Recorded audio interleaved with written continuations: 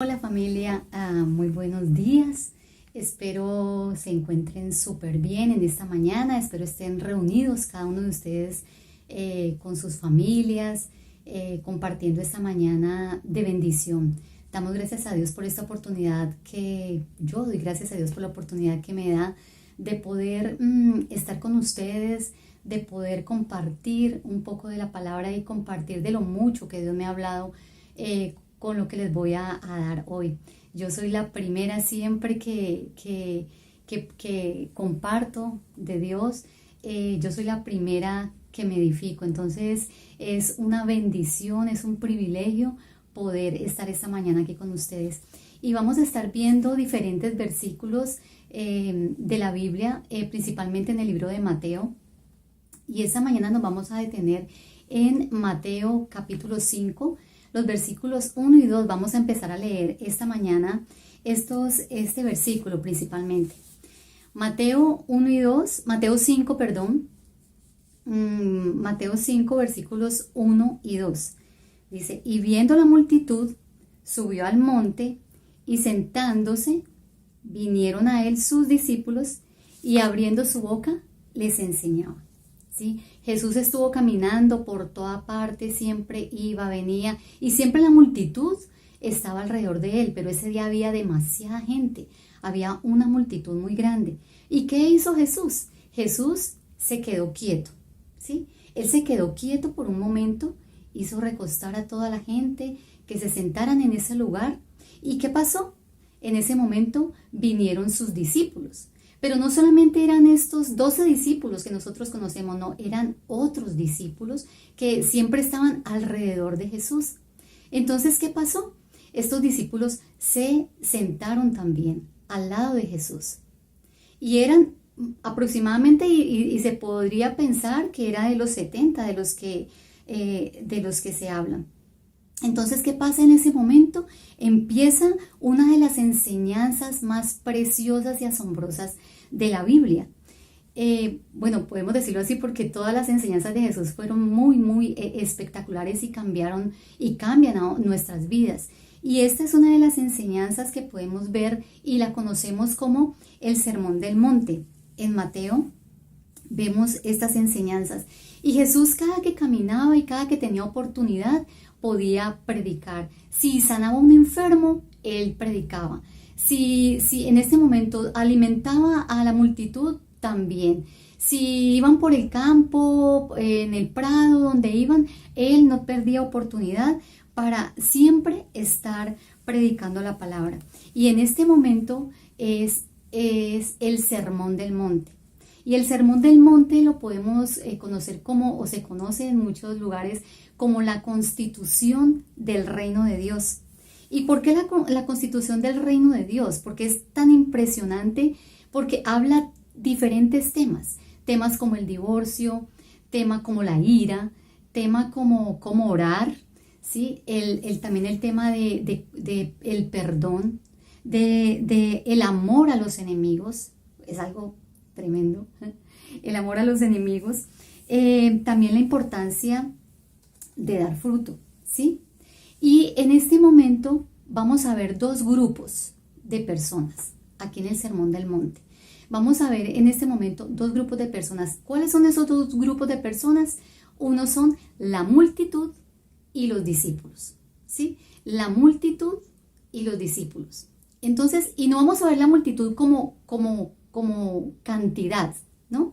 No la vamos a ver en este momento como cantidad o desde el punto de vista numérico, no lo vamos a ver así, sino que lo vamos a definir como la manera de pensar de las personas o de nosotros, la manera de actuar. También lo vamos a ver como mi relación con Dios, cómo me relaciono con Dios. Y en esta mañana también vamos a pedirle a Dios, ¿sí? Vamos a pedirle a Dios que nos muestre en qué grupo estamos nosotros. ¿Estamos en la multitud o estamos en el grupo de los discípulos? Y podríamos decir, ¿no? Yo llevo 15 años en el Evangelio, yo llevo 20 años en el Evangelio, ¿yo qué voy a hacer de la multitud? O puede decir la persona que siempre ha estado allí muy con Dios, pero él dice, ¿yo qué voy a hacer de discípulos si yo la he embarrado? ¿Ya? Entonces, hoy vamos a detenernos a pensar y hoy vamos a mirar, ¿no? ¿En qué grupo estamos? Vamos a hacer un paralelo. Si tú tienes de pronto una hoja allí, puedes tomar tu hoja, tus apuntes y vamos a hacer un paralelo entre la multitud y los discípulos. Y vamos a orar en este momento para que Dios nos muestre y que el Espíritu Santo sea sobre nosotros en esta mañana, mostrándonos en qué grupo estamos. ¿Listo? Vamos a decirle, Señor, te doy muchas gracias en esta mañana y te pido, Señor, que seas tú dándonos sabiduría, revelación y mostrándonos, Señor, tu palabra, que tu palabra sea clara como el agua, que sea transparente para nosotros en esta mañana y que podamos entender el propósito, que podamos entender lo que tú nos quieres enseñar hoy. En el nombre de Jesús. Amén. Muy bien, entonces vamos a hacer un paralelo, ¿sí?, entre la multitud y los discípulos. Vamos a mirar Mateo 4. Mateo 4:24 dice, y se difundió su fama por toda Siria, y le trajeron todos los que tenían dolencias, los afligidos por diversas enfermedades, los endemoniados, lunáticos, paralíticos, y los sanó. Ahí estaba la multitud. La multitud, ¿qué hace? La multitud le sigue, pero la multitud siempre está pidiendo milagros, ¿sí? La multitud le sigue. Y en algún momento de nuestra vida nosotros fuimos de la multitud, ¿sí?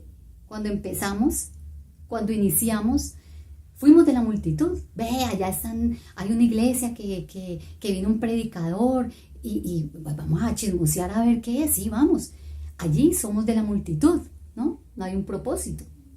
Y no es malo ser de la multitud, en ese principio no es malo. Pero lo que no se debe hacer es quedarse siendo multitud, ¿sí? Eso es como lo que no se debe hacer.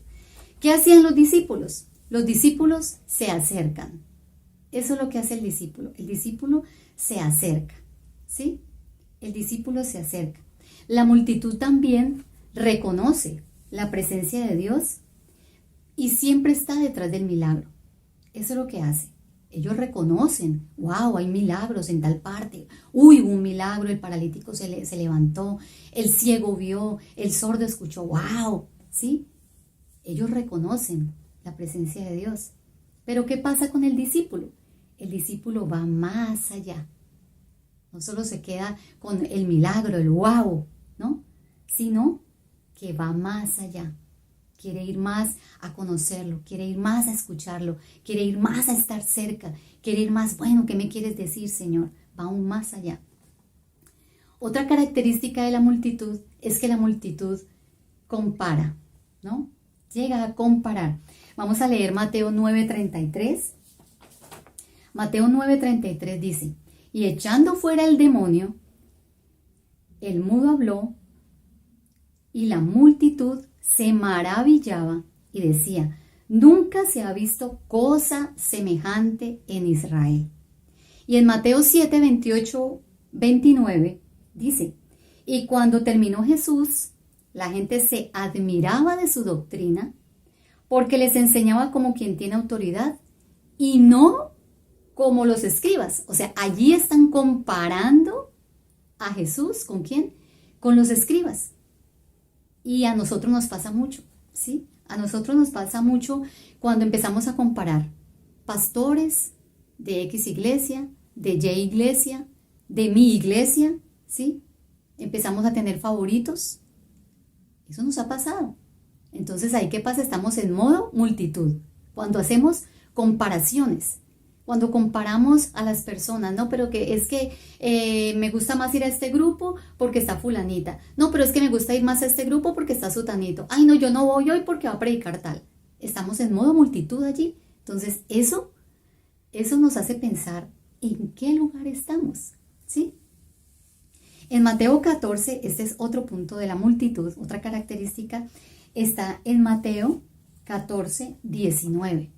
Mateo 14, 19 dice, entonces mandó a la gente a recostarse, a sentarse sobre la hierba, y tomando los 5 panes y los 2 peces, y levantando los ojos al cielo, bendijo y partió y dio los panes a los discípulos y ellos a la multitud.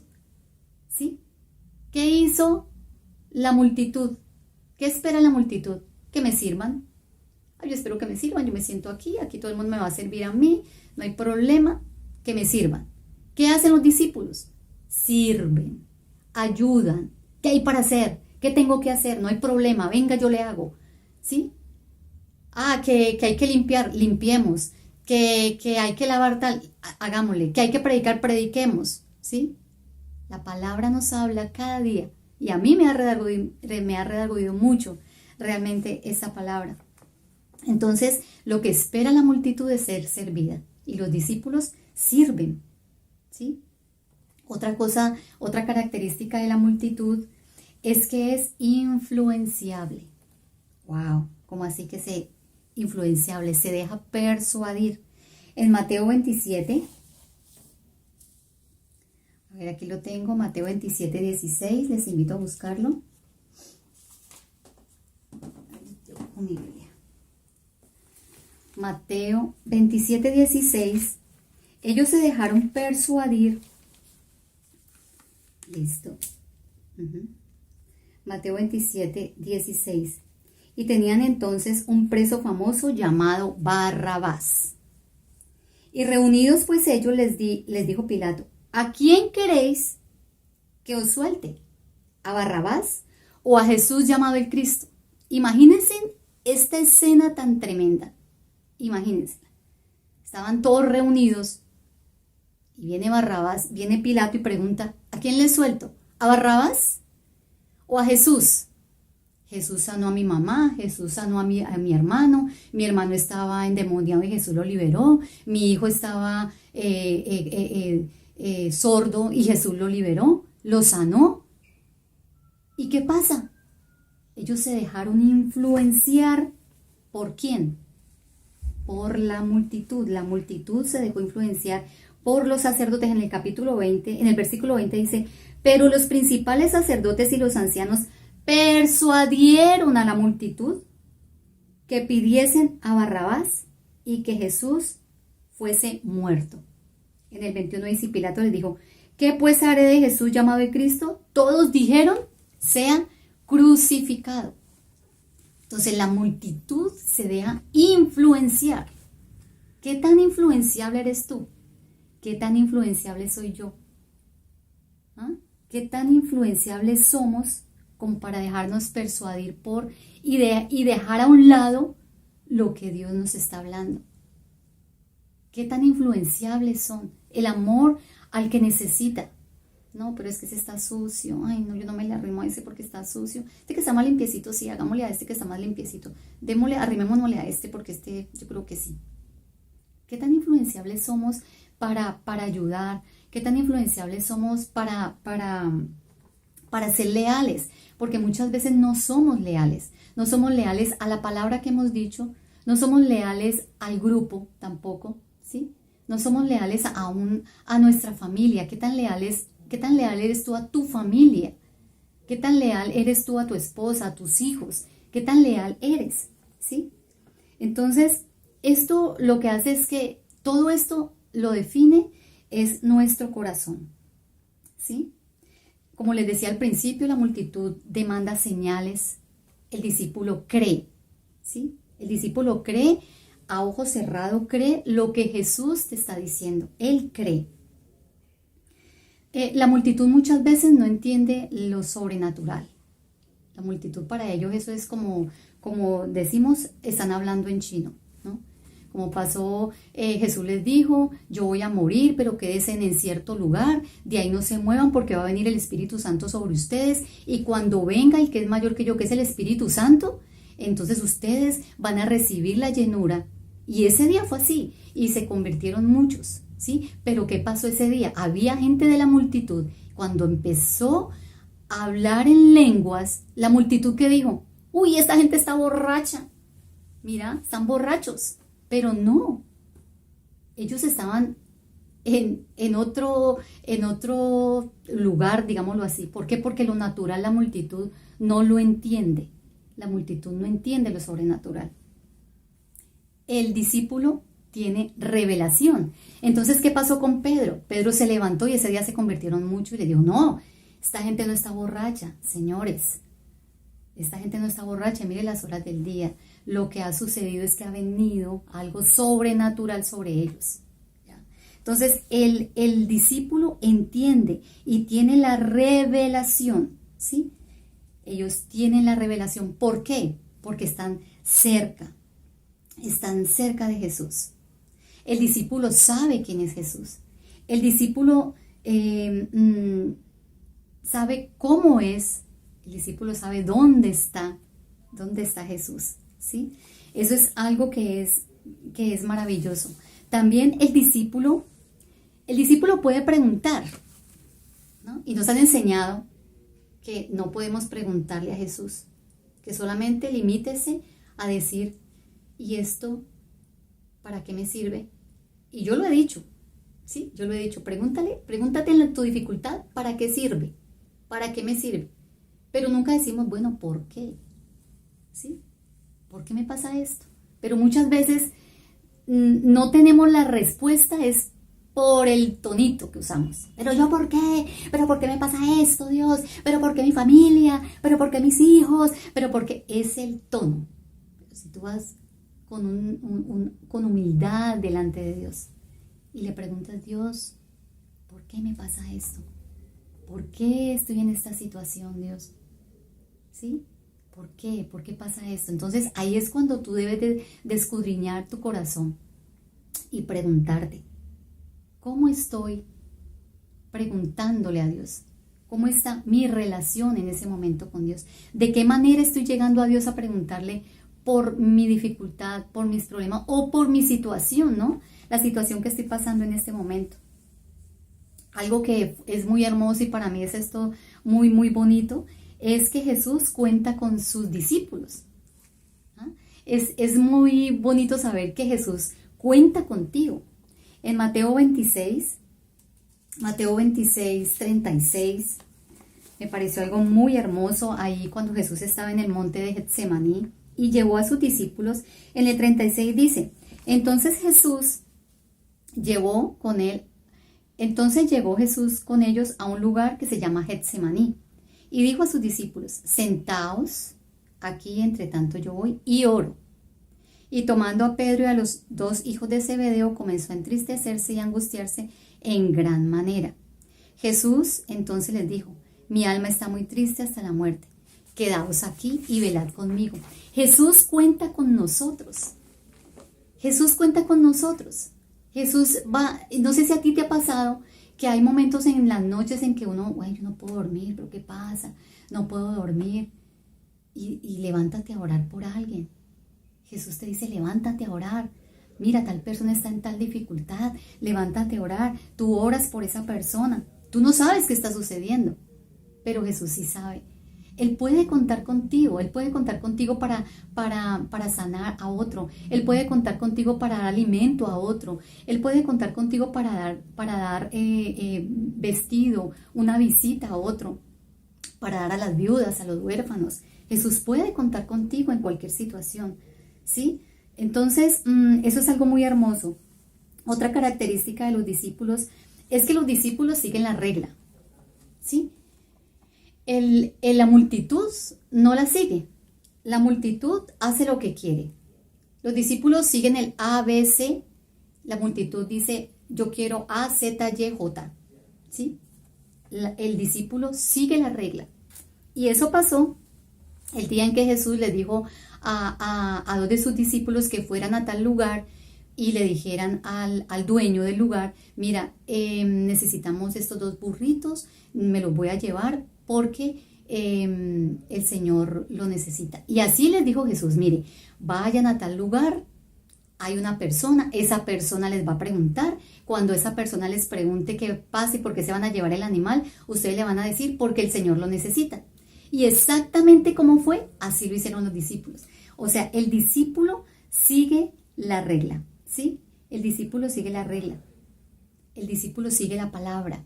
El discípulo sigue cómo se le enseña, ¿sí? El discípulo, si Jesús te dice a la derecha, el discípulo va a la derecha. Pero ¿qué pasa? Muchas veces cuando estamos en modo multitud, entonces queremos hacer la voluntad de nosotros. Lo que a mí me parece bien, y yo creo que es por este lado. Entonces, ¿qué pasa? Tenga, ¿sí? Tenga, pau, por no portarse bien. Yo no le dije por allí, mi hijo, yo le dije fue por acá, ¿sí? Entonces, ese es el ABC. Nuestra fe es algo entre Dios y yo, no es algo entre Dios, la multitud, la gente, mi familia, no, es algo entre Dios y yo. Entonces, cuando estamos en modo multitud, entonces dependemos de lo que nos pagan, o dependemos de lo que nos pagan en cuanto a lo que yo estoy haciendo, pero no hay servicio, ¿sí? Entonces dependo. Entonces mi amiga me dice, ay no, entonces si tú estás en el evangelio, entonces yo por ahí no me voy, entonces yo no soy más tu amiga. Ok, entonces dependo de la multitud. Entonces vamos a mirar, la multitud es tu familia, la multitud es tu esposo, tu esposa, que te impide de pronto servir a Dios, la multitud de pronto es tus hijos, que no te dejan servir. La multitud de pronto es tú mismo, tus socios, si tienes empresa que sea tuya independiente. Entonces, ¿qué te detiene? ¿Qué te detiene para hacer lo que Dios te está pidiendo hacer? ¿Qué te detiene para dejar de ser multitud y ser discípulo? El discípulo se abre camino, como hizo la mujer con el flujo de sangre. ¿Qué hizo esta mujer? Se metió por el medio de la multitud y ella decía, yo aunque sea el borde del manto lo toco. Y ella se abrió camino y llegó a su objetivo. Ella era una discípula de Jesús. ¿Qué pasó con Zaqueo? Zaqueo quería ver a Jesús. Y él era muy bajito. ¿Qué hizo? Se subió a un árbol, él se abrió camino. Yo tengo que ver al maestro. Y él se subió a ese árbol y desde ahí el maestro lo vio y le dijo, ven, que hoy voy a cenar contigo. Entonces son cosas muy hermosas. Tú mismo tienes que abrirte el camino. ¿Para qué? Para seguir a Jesús.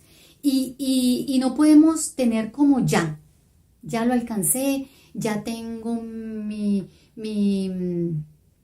hábito de oración todos los días, yo ya entré en la profundidad de la presencia de Dios. No, nunca terminas.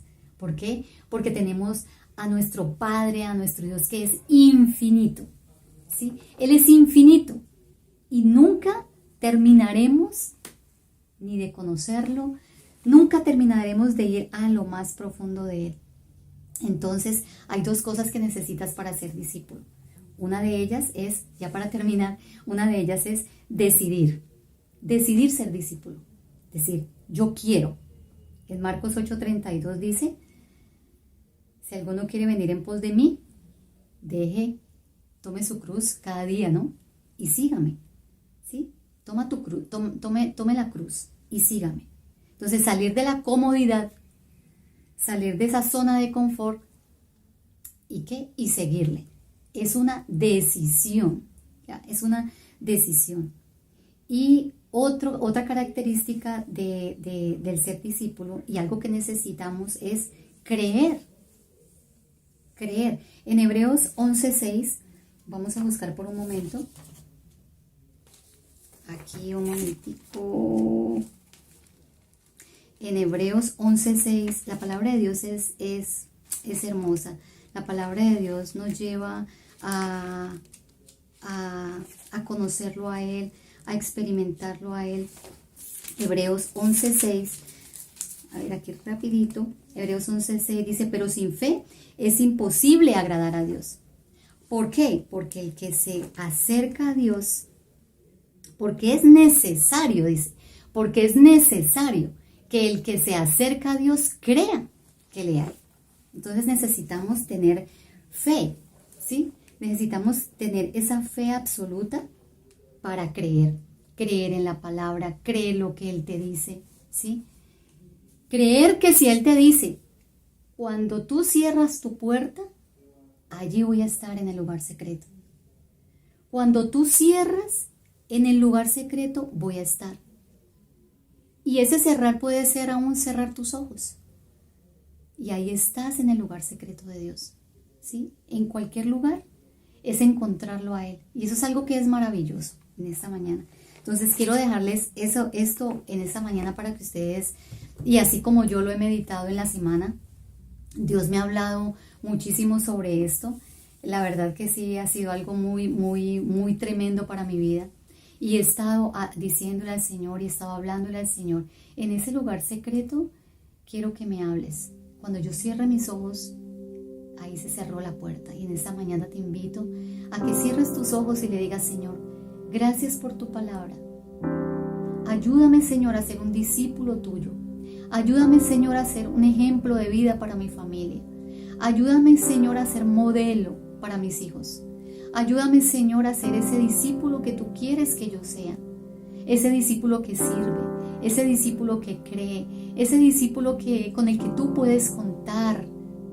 Ese discípulo que está pendiente del necesitado, que está pendiente en qué puedo ayudar. Ayúdanos, Señor, a conocerte más y perdónanos, Señor, cuando no lo hemos hecho. Perdónanos, Señor, cuando te hemos ignorado. Perdónanos, Señor, cuando tú nos has llamado en la noche a orar por otras personas y decidimos quedarnos en la cama durmiendo. Perdónanos, Señor, y en esta mañana queremos, Señor, que cuentes con nosotros. Aquí estamos delante de ti. Te doy gracias, Señor, por la familia de la fe preciosa que está en esta mañana. Les bendigo y declaro sobre ustedes bendición, declaro sobre ustedes bendición sobrenatural, declaro sobre ustedes sanidad para aquellas personas que la necesitan, declaro sobre ustedes la presencia preciosa del Espíritu Santo. Que Dios los bendiga, que Dios los ayude en esta semana y que su presencia y que su Espíritu Santo los rodee con paz, con amor y con muchísimas bendiciones sobrenaturales. Reciban un abrazo mío y de mi familia. Dios les bendiga.